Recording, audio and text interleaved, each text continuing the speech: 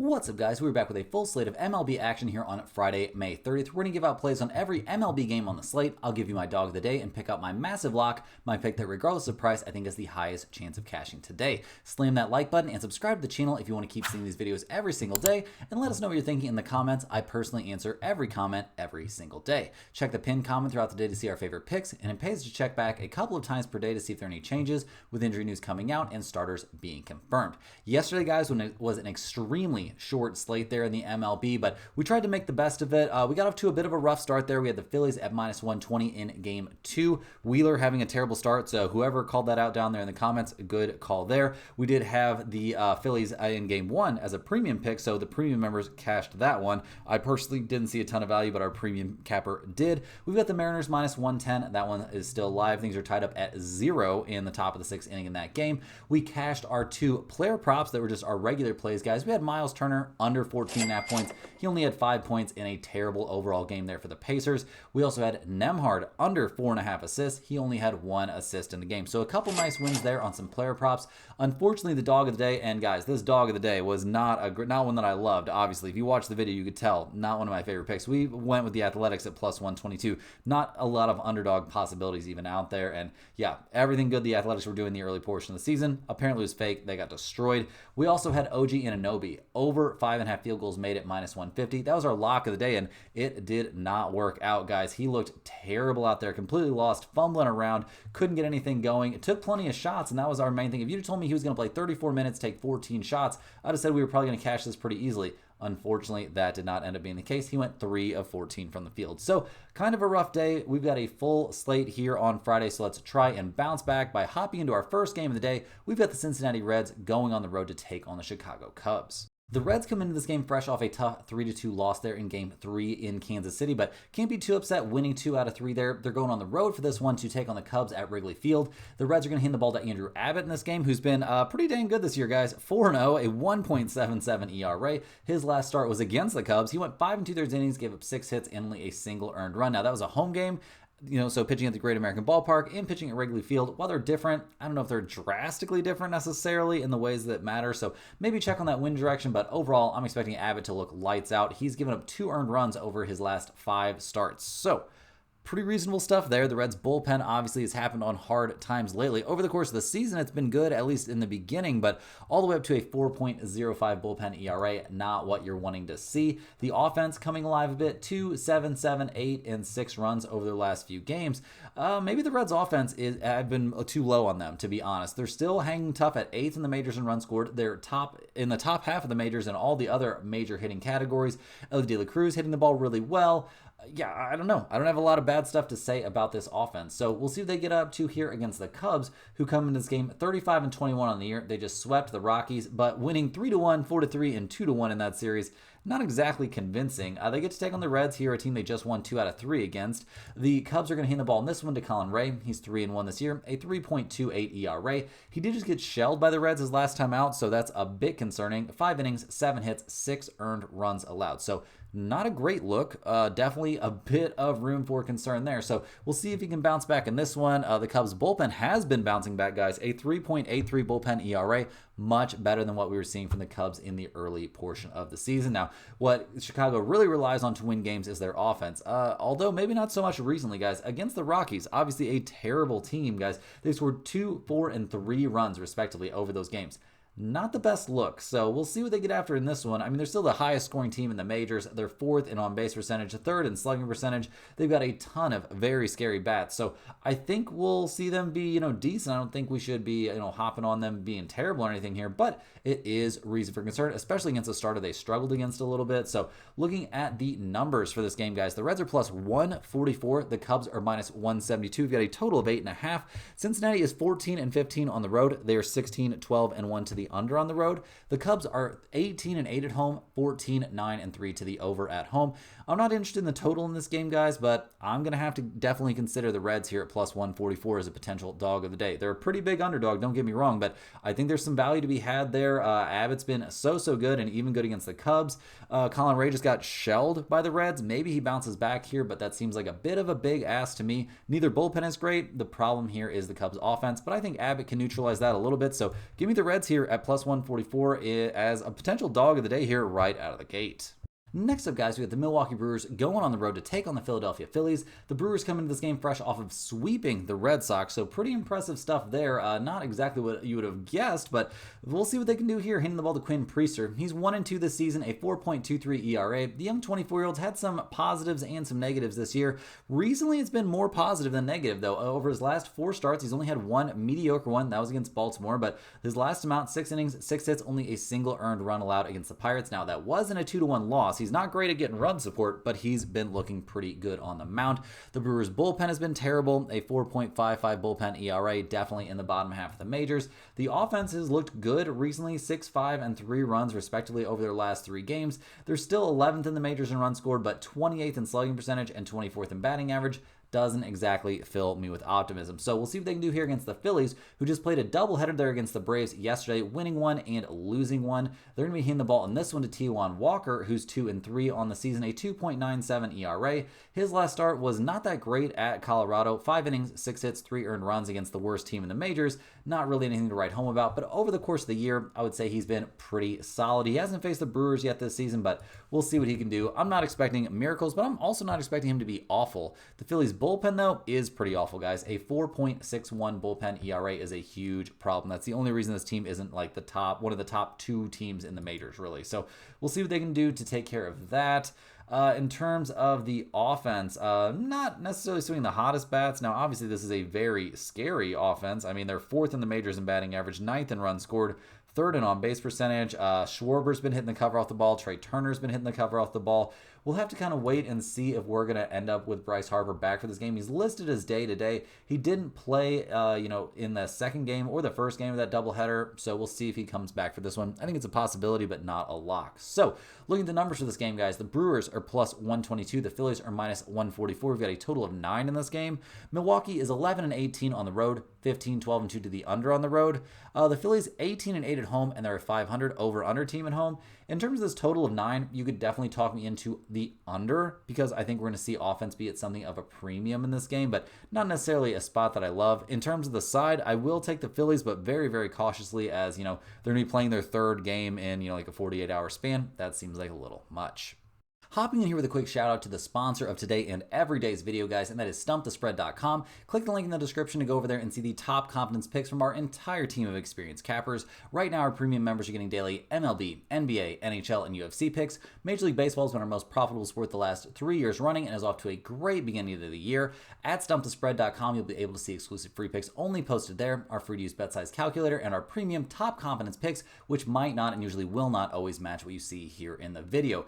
For example, guys, I've been having a little bit of a rough time over the last 2 to 3 days, and our premium capper at Stump the Spread has been having quite the opposite. He actually was 8-2 over his last 10 picks spanning the last 2 days. So that would be Tuesday and Wednesday. Thursday on the short slate, he only had 2 premium picks. One was game 1 there between the Phillies and the Atlanta Braves, and he cashed that one. The other one is the Washington Nationals, who are now up 2-0 there against the Mariners. So very decent chance he could be all the way up to 10-2 over the last 3 days. So definitely worth going over there, checking out the premium picks. He's been on fire recently.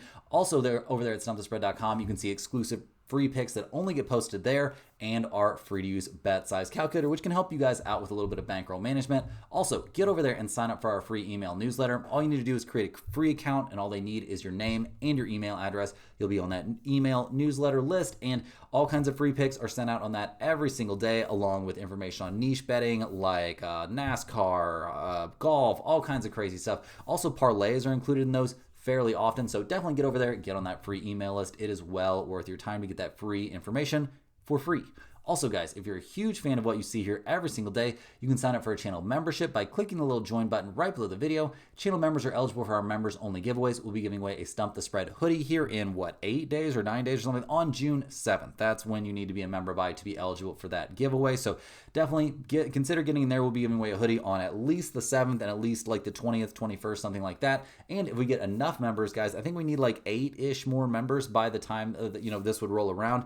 We'll do 3 giveaways in June. The more members we get, the more giveaways that I will do. Also, channel members get early access to all of our videos, and they get their name up on screen just like you've been seeing right now. But we've got a very crowded Friday slate to look over, guys, so let's go ahead and hop into the next game. We've got the Chicago White Sox going on the road to take on the Baltimore Orioles. The White Sox come into this game 18-38 on the year. They are fresh off a 9-4 win there at the Mets. A very impressive stuff there for a White Sox team that obviously has nothing to really try and accomplish this year. They're going to be terrible, but they're coming up with the occasional win. They're handing the ball here to Sean Burke. This 25-year-old is 3-5 on the season, a 4.33 ERA. His last start, he was lights out against the Rangers. 6 innings, 3 hits, only a single earned run allowed, and 4 of his last 5 starts have been lights out. So we'll see what he can do here against the Orioles. The White Sox bullpen, definitely something of a concern, but not a complete dumpster fire. A 4.57 bullpen ERA is bad, don't get me wrong, but it's not as bad as it was last year. Offensively, they're actually coming up with some runs. They scored 9, 4, 1,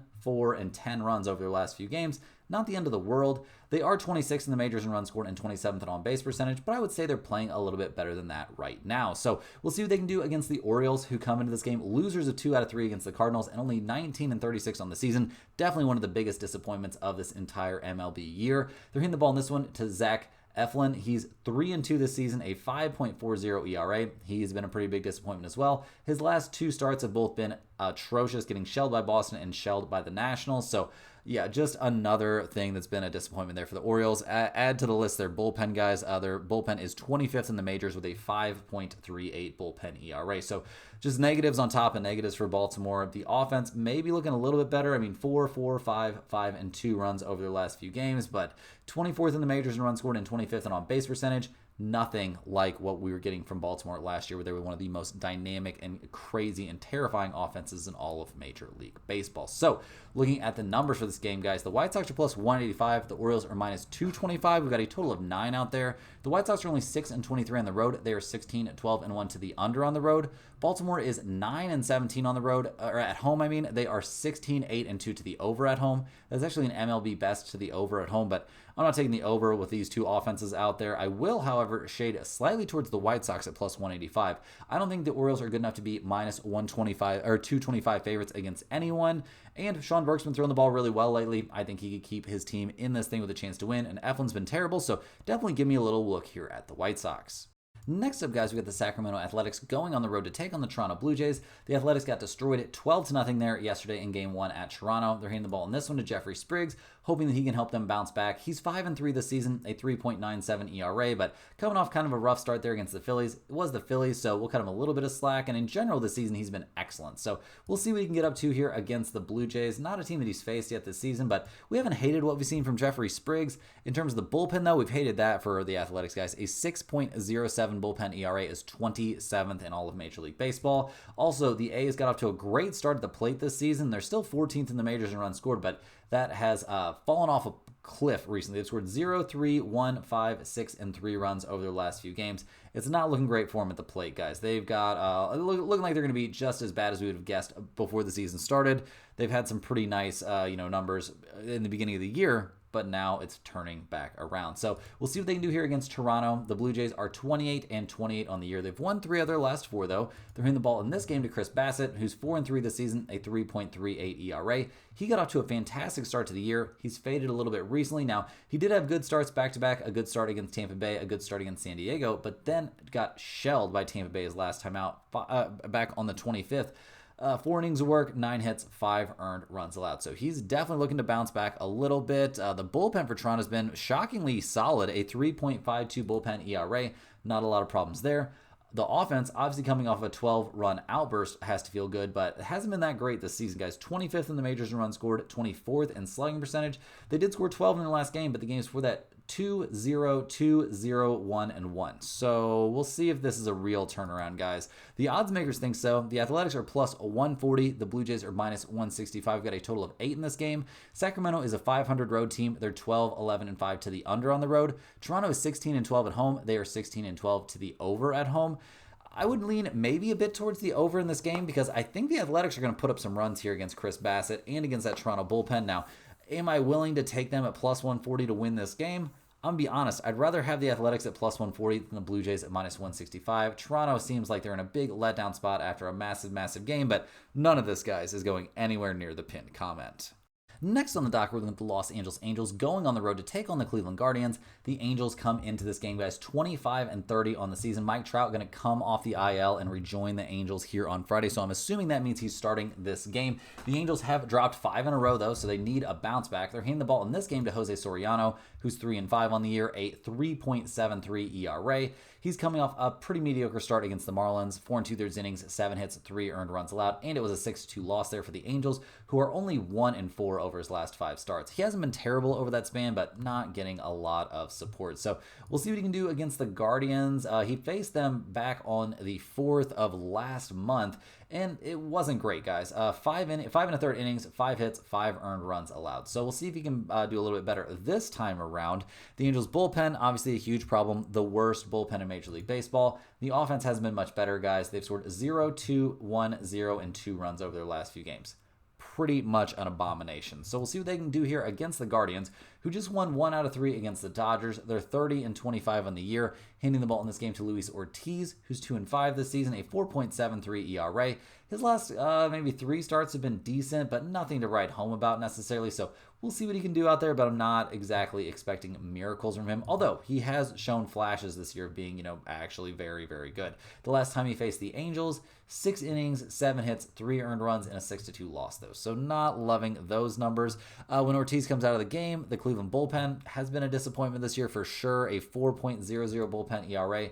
Not what they were hoping for. Offensively, things have begun to turn around a little bit. 7, 5, 2, 0, and 7 runs over their last few is maybe something positive to look at, but they're still 21st in the majors in runs scored and 23rd in on-base percentage, so this team not exactly looking elite at the moment. So looking at the numbers for this game, the Angels are plus 120, the Guardians are minus 140. We've got a total of 8 in this one. The Angels are 15-15 on the road. They are 18-12 to the over on the road. Cleveland, 15-10 at home, 13-11-1 to the under at home. Right off the bat, guys, with both these pitchers showing terrible history against their respective opponents, I think over 8 is extremely live in this game. I don't have any problem taking the over here. I don't love these two offenses, but over 8 could definitely make it into the pinned comment. In terms of a side, I would maybe lean just a little bit here towards the Guardians at home, but I don't love Luis Ortiz out there, and I don't love the Cleveland bullpen right now, so my main play is going to be that over. Next up, guys, we've got the Colorado Rockies going on the road to take on the New York Mets. The Rockies come into this game losers of 5 in a row. They're handing the ball here to Kyle Freeland, who's 0-7 this season, a 5.86 ERA. He gave up 8 runs. 4 of them were earned on 9 hits against the Yankees his last time out. Letdown after a very good start against the Phillies, but none of that really matters when you're pitching for the Rockies, guys. They are just insanely bad, embarrassingly bad. Gonna be the worst team in the majors this year, no doubt about it. The bullpen for the Rockies is better than last season, but still not too good, and the offense has been atrocious. 1, 3, 1, 4, and 1 runs over their last few games. They're last in the majors in runs scored. They are last in the majors in batting average and second to last in on-base percentage. So to say this team is bad might be the understatement of the century. They're taking on a Mets team that's been a little bit underwhelming recently. They just lost 9-4 against the White Sox. That's a tough pill to swallow. They're handing the ball here to David Peterson, who's 2-3 on the season, a 2.79 ERA. He's fresh off of another very good start. He hasn't given up more than 2 earned runs over any of his last 5 starts, and he's faced Arizona twice, the Dodgers once, and the Yankees once over that span. So very good stuff. The Mets are 3-2 over his last 5 starts. He honestly deserves a little bit more run support than he's getting. The Mets bullpen has been excellent, 3rd best in the majors pretty much all season long, and the offense, it's been a little bit come and go. They're currently 12th in the majors in runs scored. They're 16th in on-base in batting average, but 7th in on-base percentage. Pete Alonso has unfortunately cooled off drastically. Soto apparently is passing the eye test, but not my eye test. He is looking incredibly unworthy of that insane contract that he got handed. So we'll see how that works out in the long term, but right now it's not looking so hot. So looking at the numbers for this game, the Rockies are plus 285. The Mets are minus 360. We've got a total of 8 out there. The Rockies are the worst road team in the MLB, 3-25 on the road this season. They're 19-18-1 to the under on the road. The Mets are 21-7 at home this season. That's an MLB best at home. They are 16-10-2 to the under at home. So the trends would say take under 8. I don't know that I'm going to be doing that. I will lean towards the Mets here at minus 360, but I do not trust the Mets enough right now to put this anywhere near the pinned comment. Next up, we're looking at the San Francisco Giants going on the road to take on the Miami Marlins. The Giants come into this game losers of 3 in a row. They dropped all 3 there in that series at Detroit. Now they're looking to bounce back, handing the ball to Kyle Harrison, who has yet to figure in a result this year. This young 23-year-old has been, in the bullpen, but he just made a start against Washington his last time out, and he was okay. 4 innings, 5 hits, 2 earned runs allowed, and a 3-0 loss there for the Giants. So not ideal. He's looked okay at times in the bullpen, also has struggled a little bit, so not somebody that I'm ready to lock in as, a monster necessarily. Now, the bullpen for the Giants has been incredibly good. A 2.48 bullpen ERA is tops in the majors. The offense, though, has disappeared down the stretch, guys. They scored 3-1-1, 3-0, 4, and 4 runs over their last few games. They're 13th in the majors in runs scored, but 25th in batting average and 20th in on-base percentage is a more accurate description of where this team really is at the plate. So we'll see if they can figure some of that out here against the Marlins, who just won 10-8 at the Padres their last time out. They're 22-32 on the year, though, handing the ball to Cal Quantrill, who's 3-4 this season, a 6.09 ERA, but 3 out of his last 4 starts have been dominant, and those starts were against the Dodgers, Rays, and Angels. So we'll see if he's got another dominant start in him here going up against a not super hard-hitting San Francisco Giants team. I haven't loved what I've seen from Quantrill all season necessarily, but recently he's throwing the ball much, much better. So something to take into consideration for sure.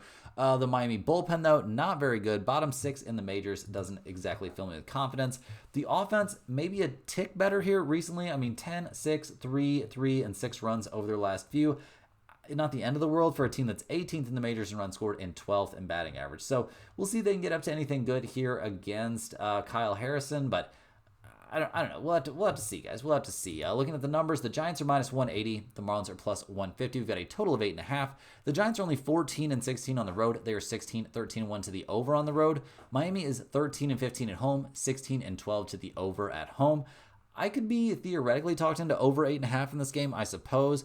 Slightly better than that, though. I think there's some value to be had on the Marlins here as a big underdog. I know I'm liking a lot of underdogs today, but I feel like this is the spot. Kyle Harrison, not really impressing me too much. Cal Quantrill's been throwing the ball great recently, so the Marlins at plus 150 definitely has an outside chance to end up being our dog of the day. Next up, guys, we have the Boston Red Sox going on the road to take on the Atlanta Braves. The Red Sox come to this game losers of 5 in a row, pretty much just free-falling right now. They're hitting the ball in this game to Lucas Giolito, who's 1-1 this season, a 5.27 ERA. He shut out the Baltimore Orioles his last time out, guys. One of his best starts of the year. 7 innings, 6 hits, no runs allowed, struck out 6, walked 2, and he got no run support, and the Red Sox eventually lose that game 2-1. So tough look there for Giolito and for the Red Sox in general. Now, the Boston bullpen's been getting better and better, a 3.76 bullpen ERA, relatively respectable. The offense, though, this team was supposed to be so good at the plate, and I know they missed Bregman, but I don't know, guys. They're 6th in the majors in runs scored, 9th in on-base percentage, 10th in batting average, but just not finding a way to get runs across the plate. So we'll see if they can figure any of that out against the Atlanta Braves, who are probably a little bit exhausted, to be honest. They just played a doubleheader there in Philadelphia yesterday. Now they had to travel from Philadelphia to Atlanta, and they're handing the ball to Grant Holmes, who's 3-3 this year, a 3.68 ERA. He's fresh off a good start against the struggling Padres, and honestly, his last 3 starts have been very, very reasonable, one of which was against the Red Sox. He went 6 innings, gave up 3 hits, and 2 earned runs, and it was eventually a 7-6 loss there for Boston. So we'll see what they can do here. The offense for the Atlanta Braves, it's been okay. The bullpen's been pretty solid. I have to say that. The bullpen's been good. The offense has been a little bit all over the place. 9, 4, 0, 3, and 7 runs over their last few games. Not exactly what you would hope for. They're 22nd in the majors in runs scored, and they are 18th in slugging percentage. So we'll see if they can figure any of that out at the plate here against the Red Sox and Giolito. Now, the odds makers actually like the Braves here a good amount. The Red Sox are plus 135. The Braves are minus 160. We've got a total of 9. Boston 11-17 on the road, 15-13 to the over on the road. Atlanta 16-9 at home, 15-7-3 to the under at home. I'm going to lean a bit towards these Atlanta Braves at home in this game. I just don't trust the Red Sox at this point. I know Atlanta's going to be tired, so this game's not going anywhere near the pinned comment. I just can't trust the Red Sox right now. They're pretty close to the banned list and just not a team I'm interested in getting involved with. Next up, guys, we're looking at the Detroit Tigers going on the road to take on the Kansas City Royals. The Tigers come into this game fresh off a 4-3 win there against the Giants. They won their last 4 in a row, including that 3-game sweep at home against San Francisco. So we'll see what they can do here on the road. They're hitting the ball to Casey Mize, who's 6-1 this year, a 2.45 ERA. His last start was against the Guardians, and he was good. 5 innings, 4 hits, 1 earned run allowed. We do see that Detroit eventually took the loss in that game, but we've got some very, very solid history for Mize here against the Royals. He went back on, when was that? The 19th of last month, 7 innings, 4 hits, 1 earned run allowed. He struck out 3 and walked 1 in a 3-1 win there for Detroit. And that was a home game there against Kansas City. Now he's got to go to Kansas City for this one, so maybe it's a little bit different, but definitely love Mize in this spot. Nothing bad to say about that Detroit bullpen. Top 6, top 7 in the majors all year long. And the offense, well, it's been fine recently. It's not been lighting it up. I mean, 4, 3, 3, and 5 runs over their last few games. That's fine. Not amazing. They're still 4th in the majors in runs scored and 8th in on-base percentage, so don't think I'm talking crap. This Tigers team can definitely hit it. They're just not a team that's like, going to be putting up 10 runs a game. So we'll see what they can do here against the Royals, who just won 1 out of 3 against the Reds. They're going to hand the ball here to Seth Lugo. He's going to be coming off the 15-day IL, dealing with that finger issue. His last start was against the Red Sox, and he was pretty good out there. He did have a start against Detroit not too long ago. Oh, back on the 19th, so this is actually a rematch of this, pitching matchup. He went 6 2/3 innings, gave up 5 hits and 3 earned runs. It was eventually a 3-1 loss. So like Lugo in this spot, a good amount. The Royals bullpen's been very, very respectable this year. Top 8, top 9, something like that. And the offense is where the problems come up for Kansas City, guys. They've scored 3, 2, 4, 2, 4, and 1 runs over their last few games. They are 27th in the majors in runs scored. They are 26th in on-base percentage. Bobby Witt Jr. is batting .290. I don't know. I don't have a lot of positive things to say about this team at the plate right now. So look at the numbers for this game, guys. The Tigers are -115. The Royals are -104. We've got a total of 8 out there. Detroit is 16-12 on the road. They're 18-10 to the over on the road. Kansas City is 18-11 at home and 18-11 to the under at home. First up on this game, guys, I definitely think the Detroit Tigers at -115 is the way you want to go in this one. Lugo's coming off the IL. Maybe that just means he's going to be rested, but I definitely don't think he's going to have some amazing day out there. And Mize mowed down the Royals the last time he faced them. So definitely give me the Tigers here at -115. But even better than that, I like under 8. I don't think we're going to see much offense in this game whatsoever. Both bullpens are good. Both starters are good. Neither offense has really been killing it recently. So give me a good hard look there at under 8. Rolling right along, guys, we're looking at the Tampa Bay Rays going on the road to take on the Houston Astros. The Rays and Astros are actually playing right now with Tampa Bay up 13-3 in Game 1 of this series, so pretty safe to say the Rays are going to finish that one off. They're handing the ball in this game to Ryan Pepiot, who's 3-5 this season, a 3.55 ERA. His last start, he dominated the Toronto Blue Jays, 7 innings, 3 hits, no runs allowed, struck out 5 and walked 1 in a 13-0 win. He hasn't given up more than 3 earned runs over any of his last 5 starts. He faced Houston not too long ago, and it wasn't necessarily smooth sailing. 6 innings, 8 hits, 3 earned runs, and a 4-3 loss. So we'll see what he does in this. This time around here, he's going to be at Houston, but that giving up 8 hits against this lineup, not exactly the best look. So a little bit worried about Pepiot, not worried about that Tampa Bay bullpen, a 3.26 bullpen ERA, extremely respectable stuff. The offense has looked quite a bit better here recently, no doubt about that. Putting up a 13 spot in Game 1 is very, very good. But over the course of the year, 19th in runs scored, 20th in slugging percentage, 19th in on-base percentage. I just can't 100% get behind this being an actually good offensive team. Maybe they will be, but they're going to have to prove it for a little bit longer. So let's see what they can do here against the Astros, who had won 4 straight. Looks like they're going to lose this one and not get that winning streak to 5. They're handing the ball in this game to Framber Valdez, who's 4-4 on the season, a 3.39 ERA. His last start was against the Seattle Mariners. He went 6 innings, gave up 4 hits, and only 1 earned run. So very respectable stuff there. The Astros are 4-0 over his last 4 starts, so that all looks very, very positive. Going against Tampa Bay this year, I don't believe that's something he's done, so this is going to be, fresh for him at least this season. But whenever he has to come out of the game, we don't have to worry, guys. The Houston bullpen, second best bullpen in all of the major leagues, a 2.67 bullpen ERA. That's pretty dominant stuff, guys. And the offense, while it seems like it's coming around a little bit, I mean, Alvarez with his hand issue really close to coming back. It's being reported. I don't know if he's going to be back for this game, but apparently he's getting really close. They're top 10 in the majors in on-base percentage. They're 6th in batting average. This is a team that can get on base, and they're due to start scoring some more runs. So, looking at the numbers for this game, we see the Rays at +140, the Astros at -165. We've got a total of 7.5. Tampa Bay is 10-8 on the road, 11-7 to the under on the road. Houston 20-10 at home this year, guys, and 17-12-1 to the under at home.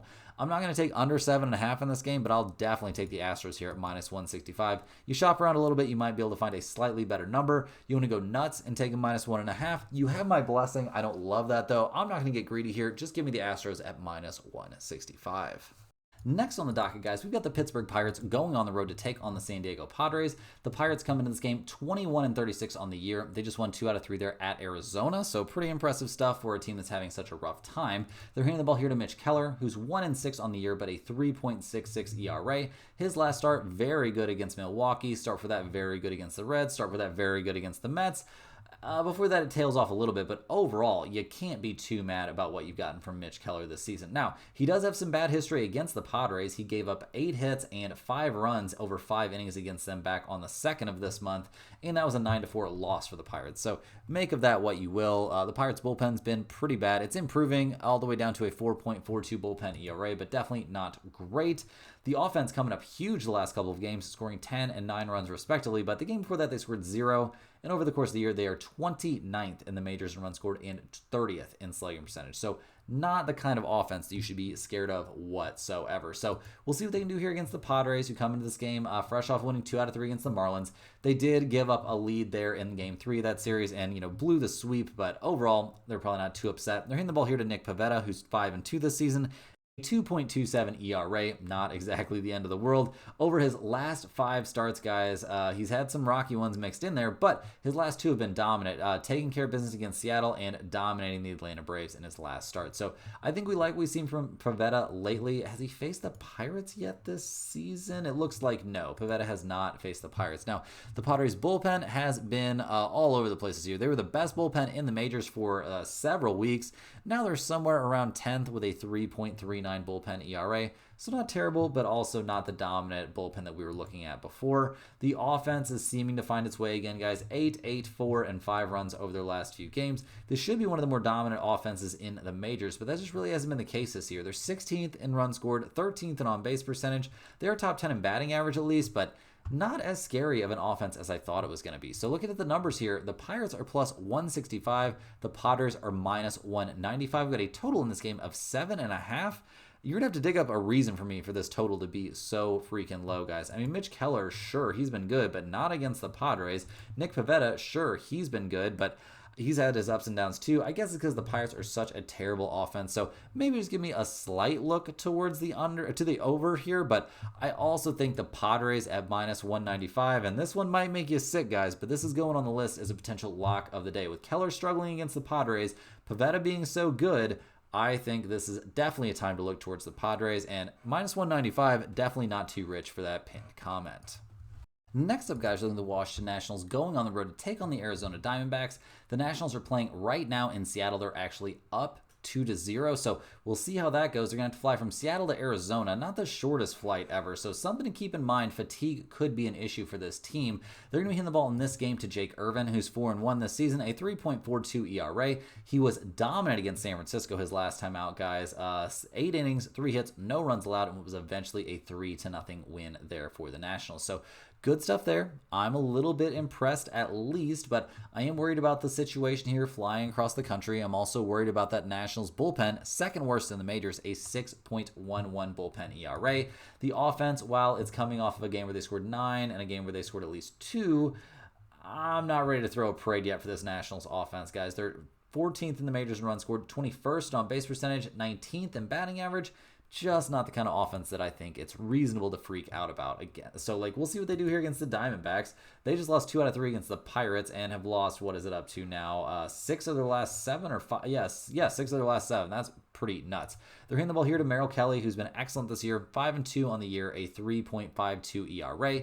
His last start was against the Cardinals. He got knocked around, but it was his first bad start in quite some time. So I'm expecting a bounce back from him. Has he faced the Nationals this season? It looks like no. So we'll see what Merrill Kelly can do against a new team. The bullpen for Arizona, atrocious. A 5.49 bullpen ERA is awful. And the offense has been awful recently, too. I mean, 1, 6, 5, 3, 5, and 3 runs over your last few is not what this offense is supposed to do. It's supposed to be a top 5 offense, and they're still 5th in the majors in runs scored and 4th in slugging percentage, but a lot of those numbers are starting to dip a bit. So, looking at the numbers for this game, the Nationals are plus 184, the Diamondbacks are minus 220. We've got a total of 9 out there.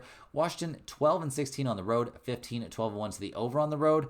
Arizona, 14-15 at home, 15-11-3 to the under at home. Guys, the Diamondbacks are actually making it on the list as a potential lock of the day, or even a minus 1.5 spot in theory, because Jake Irvin's going to be tired coming off that long start. The Nationals are going to be tired coming off of weird travel spots. So the Diamondbacks are definitely the way you want to go. Now, is this going to end up in the pinned comment? I have to at least think about it here, guys. The Diamondbacks are not as bad as they've looked recently. They're going to bounce back at some point, and this could be it.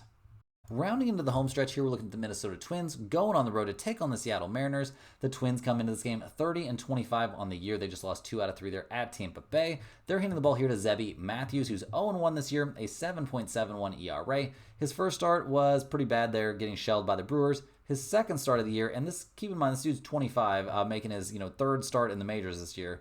4 innings, 5 hits, 2 earned runs against the Kansas City Royals, and a 5-4 win. So we'll see what the Twins can do in this one. I'm not expecting miracles out of Zebby Matthews. Their bullpen, though, has been very good over the course of the year. 4th best in the majors still. The offense not looking as hot. 0, 4, 2, 1, and 5 runs over their last few games. They're 22nd in the majors in runs scored and 24th in on-base percentage. Not running a lot of guys up there that you're going to be super intimidated to face. So we'll see what they can get done here against the Mariners, who are struggling against the Nationals right now, still down 2-0 in the bottom of the 7th. They've been having a bit of a rough time recently. They're going to hand the ball in this game to Brian Wu, who comes into this game 5-2 on the season, a 2.40 ERA. He's been excellent. He had a weird start his last time out, gave up 10 hits over 6 innings against the Houston Astros, but only 2 runs over that span, so not so bad. We do see the Mariners eventually take the 2-1 loss in that game, but that brings them to 4-1 over his last 5 starts. Not too much wrong with that. I'm not sure if he has not faced the Twins yet this season, so we'll see what Brian Wu can do out there, but he has been excellent this year, no doubt about that. The Mariners bullpen's been solid, a 3.48 bullpen ERA, not a lot of problems there. The offense is starting to get a little bit inconsistent. We liked what we were seeing from them in their early goings, and they're still 10th in the majors in runs scored, but 20th in batting average, 13th in slugging percentage. It seems like maybe this offense doesn't exactly have the legs to carry this thing on. So we'll see what they do here. I mean, they're not going to have to travel. No, they're not going to have to travel. They're playing at home in this game, obviously. And they're playing at home in their current game against the Nationals. So that's a big step in the right direction. Look at the numbers here. The Twins are plus 128. The Mariners are minus 152. We've got a total out there of 7. Minnesota's 12-17 on the road, so not a very good road team. They're 17-9-3 to the under on the road. Seattle is 14-12 at home, 15-9-2 to the over at home. Going up against Zebby Matthews here, guys, I think this is an excellent spot to take the Mariners. Minus 152 is not my favorite price, but I do love having Brian Wu on the mound. And this one, despite not being the best price in the world, could end up in the pinned comment, as I'm more than happy to fade Zebby Matthews and an extended outing there from the Twins bullpen. Last but not least, guys, we're looking at the New York Yankees going on the road to take on the LA Dodgers. The Yankees come into this game 35-20 on the year. They've won their last 5 in a row, just swept the Angels in a relatively low scoring and relatively close series, but still get the sweep. They're handing the ball here to Max Fried, who's 7-0 on the year, a 1.29 ERA. His last start, he was excellent against the Rockies. 7 1/3 innings pitched, 6 hits, 1 run allowed, struck out 7 and walked 1 in a 13-1 win. He's been getting plenty of run support this year, but he hasn't really needed it. He's given up a total of 5 earned runs over his last 5 starts. Pretty crazy stuff. Now he's got to go up against the Dodgers, obviously one of the toughest teams you can face, but I have loved what I've seen from Max Fried so far this year. I've also been pretty happy with what I've seen from the Yankees bullpen. 5th best in the majors, a 3.25 bullpen ERA. And the offense, guys, it's been not exactly rolling recently, rolling over the course of the season for sure. I mean, 1, 3, and 5 runs over their last few games. Aaron Judge, 18 home runs, batting .391 still. Pretty bonkers kind of stuff. They're 3rd in the majors in runs scored. They are 1st in on-base percentage. This is a crazy, crazy offense. And they're going up against a crazy opponent here in the Dodgers, who are 34-22 on the year. They just won 2 out of 3 at Cleveland. Now they get to go home, but they have to take on the Yankees, so that probably doesn't feel great. They're going to give the ball in this game to Tony Gonsolin. He's 2-1 on the year, a 4.68 ERA. His last couple starts, pretty mediocre, getting knocked around by the Angels and knocked around by the Mets. Both of those games ended as losses for the Dodgers, so that's a pretty big concern. The last time he faced an elite he faced Arizona and did okay, but hasn't had that many starts. He's only had 5 starts this year, and they've been good. I wouldn't say they've been dominant. The Dodgers bullpen hasn't been nearly as good as they needed to be. A 3.98 bullpen ERA, actually below average for the majors this season. In the offense, 4, 9, 7, 1, and 2 runs over their last few games. Not exactly the offensive powerhouse they're supposed to be. They're still second in the majors in runs scored and second in on-base percentage. Ohtani's up to 20 home runs. Feels like he hits a home run every night at this point. But this offense, not exactly on fire. So looking at the numbers here, the Yankees are minus 135. The Dodgers are plus 115. We've got totals out there of 8.5 or 9. The Yankees are 17-11 on the road, 15-11-2 to the under on the road.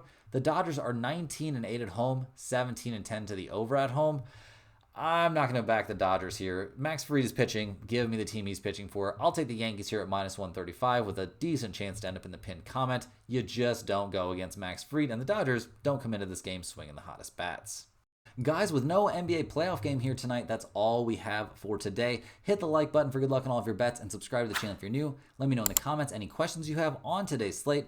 Thanks for watching. Click the link in the description to check out stumpthespread.com. We've got all kinds of free information for you over there, especially get over there and get on that free email newsletter. It's great information straight to your inbox every single day. Thanks once again for watching, guys. We'll be back here same time, same place tomorrow for more sports betting action.